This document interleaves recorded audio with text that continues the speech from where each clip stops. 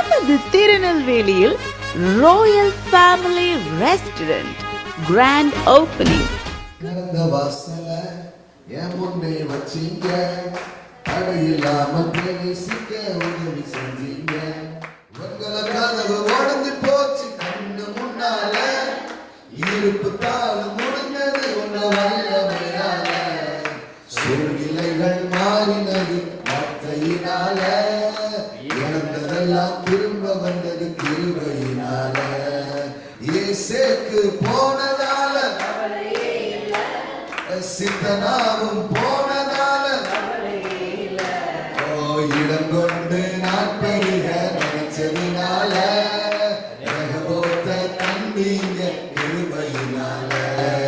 சின்னவன் என்ன பெருக செஞ்சீங்க, நான் நினைச்சு கூட பார்க்காத வாழ்க்கை தந்தீங்க.